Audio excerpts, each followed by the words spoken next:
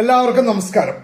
ഡൽഹിയിൽ ബുൾഡോസ് രാജ് നമ്മളുടെ മാധ്യമങ്ങളിൽ ഇപ്പോൾ വലിയ വാർത്തയായിട്ട് വരാൻ സാധ്യതയുണ്ട്.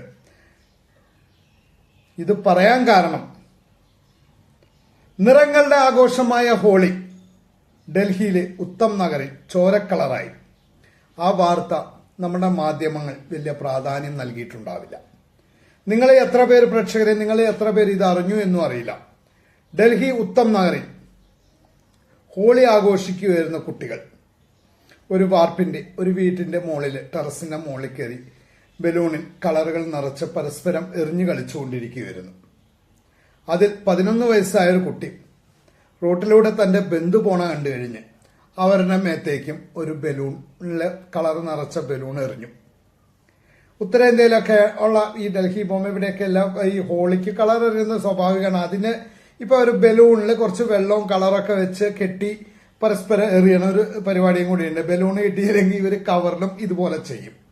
അതൊക്കെ അവരുടെ സന്തോഷവും പരസ്പരം കളർ, അതൊക്കെ സ്വാഭാവികമാണ് അവിടെ. അങ്ങനെ ഈ താഴെ റോട്ടിലൂടെ പോണ ഇവരുടെ ബന്ധുവിനെ ഈ 11 വയസ്സായ കുട്ടി കളർ എറിഞ്ഞപ്പോൾ അത് അന്യമതത്തിൽപ്പെട്ട ഒരു സ്ത്രീയുടെ വസ്ത്രത്തിലേക്ക് കളറായി.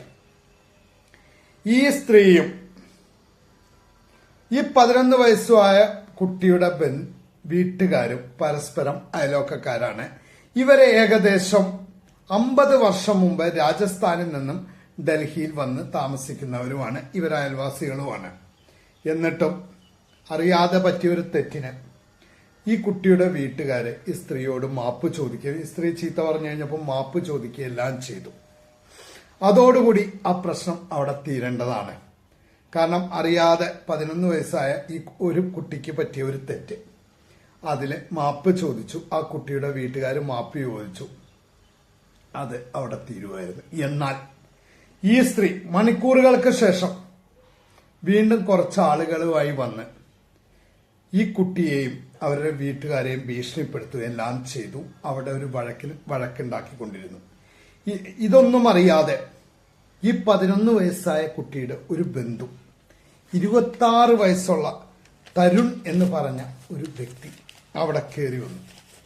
അദ്ദേഹം ഇതൊന്നും അറിയാതെയാണ് വരണത്. വന്ന് കാര്യങ്ങൾ അന്വേഷിച്ചു കഴിഞ്ഞപ്പോൾ ഇതിലേക്ക് ഇടപെടുകയും പ്രശ്നം സോൾവ് ചെയ്യാനൊക്കെ നോക്കിയപ്പോഴത്തേക്കും ഈ സ്ത്രീയുടെ ബന്ധുക്കളെ അതിക്രൂരമായി മർദ്ദിച്ച് ഈ 26 വയസ്സുള്ള തരുണിനെ പതിച്ചു. അദ്ദേഹത്തെ ഹോസ്പിറ്റലിൽ കൊണ്ടുപോയപ്പോഴത്തേക്ക് അദ്ദേഹം മരിച്ചു. അങ്ങനെ അവിടെ സംഭവം ഉണ്ടായി ഡൽഹിയില്. ഇതിനെക്കുറിച്ചിട്ട് നമ്മളെ മാധ്യമങ്ങളിലൊന്നും വലിയ വാർത്തയൊന്നും ആരും കാണാനിടയുണ്ടാവില്ല. ഒരു രാഷ്ട്രീയ പാർട്ടിക്കാരും അവരുടെ MLA-മാരെയും MP-മാരെയും ഒന്നും ഈ ഡൽഹിയിലെ ഉത്തം നഗറിലേക്ക് പറഞ്ഞു വിട്ടിട്ടുണ്ടാവില്ല. വേറെ ഇത് തിരിച്ചു വല്ലതും ആയിരുന്നെങ്കിൽ, ട്രെയിനിൽ സീറ്റ് കിട്ടാതെയെങ്കിലും ആരെങ്കിലും ഒക്കെ മരണപ്പെട്ടിട്ടുണ്ടെങ്കിൽ ലക്ഷങ്ങൾ ഓഫർ ചെയ്തുകൊണ്ടും പാർട്ടി നേതാക്കന്മാരെയും പാർട്ടിയുടെ MP-മാരെയും MLA-മാരെയൊക്കെ അവിടെ പറഞ്ഞു വിടാനൊക്കെ ഒരുപാട് രാഷ്ട്രീയ പാർട്ടിക്കാരുണ്ടാവും. ഫ്ലൈറ്റ് ചാർട്ട് ചെയ്തിട്ട് വരെ കേരളത്തിൽ നിന്ന് പോവാൻ രാഷ്ട്രീയ പാർട്ടിക്കാരും മത്സരിച്ചിരിക്കും.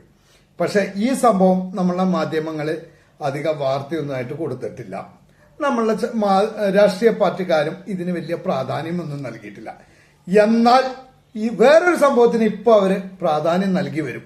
അതെന്താണെന്നറിയാമോ? ഈ 26 വയസ്സായ തരുണിന്റെ കൊലപാതകത്തിലെ പ്രതികളിൽ പലരും ഡൽഹിയിൽ അനധികൃതമായി കെട്ടിടം പണിത് താമസിക്കുന്നവരാണ്. അതിലെ അനധികൃതമായ കെട്ടിടങ്ങൾ ഡൽഹി സർക്കാർ പൊളിച്ചു മാറ്റാൻ തീരുമാനിച്ചു. പൊളിച്ചു മാറ്റിക്കൊണ്ടിരിക്കുന്നു. ആ വീഡിയോയും കൂടി നമുക്ക് ഇതിന്റെ അവസാനം കാണിക്കാം. അത് കാണുമ്പോഴത്തേക്കും, ആ വാർത്ത അറിയുമ്പോഴത്തേക്കും നമ്മുടെ മാധ്യമങ്ങളിലൊക്കെ വലിയ വാർത്തയായിട്ട് വരും. ഡൽഹിയിൽ ബുൾഡോസർ രാജ്, UP-യിലും മധ്യപ്രദേശിലും ഒക്കെ നടക്കുന്ന പോലെ BJP-യുടെ ബുൾഡോസ് രാജ് ഡൽഹിയിലും എന്ന് പറഞ്ഞുകൊണ്ട് ഇപ്പൊ അതിന് നമ്മുടെ മാധ്യമങ്ങൾ മത്സരിച്ച് വാർത്ത കൊടുത്തിരിക്കും. മറ്റേ കാര്യം, അതായത് ആ 26 വയസ്സായ തരുൺ എന്ന ചെറുപ്പക്കാരൻ മരിച്ച വാർത്ത കൊടുക്കാൻ മറന്ന മാധ്യമങ്ങൾ ആ കേസില് തരുൺ എന്ന 26 വയസ്സുള്ള ചെറുപ്പക്കാരനെ കൊന്ന പ്രതികളുടെ അനധികൃതമായ കെട്ടിടങ്ങൾ പൊളിക്കുമ്പോൾ ഡൽഹിയിൽ ബുൾഡോസ് രാജ് എന്ന് പറഞ്ഞ് വാർത്ത കൊടുക്കാൻ ഒരിക്കലും മറക്കില്ല. അത് കറക്റ്റായിട്ട് വരും. നമ്മളുടെ രാഷ്ട്രീയ പാർട്ടികൾ ഇതിനെതിരെ ഘോരഘോരം പ്രസംഗിക്കാനതും പ്രസ്താവനകൾ ഇറക്കണതും എല്ലാം നമുക്ക് കാണാം. കളറിന്റെ ആഘോഷമായ ഹോളിയെ ചോര കളറാക്കിയതിനെതിരെ പ്രതികരിക്കാനോ പ്രതിഷേധിക്കാനോ ഒന്നും ഒരു രാഷ്ട്രീയ പാർട്ടിക്കാരുമില്ല. എന്നാൽ ഈ അനധികൃതമായ കെട്ടിടം പൊളിക്കെതിരെ സംസാരിക്കാൻ ഒരുപാട് രാഷ്ട്രീയക്കാരുണ്ടായിരിക്കും ഇവിടെ. എല്ലാവർക്കും നമസ്കാരം.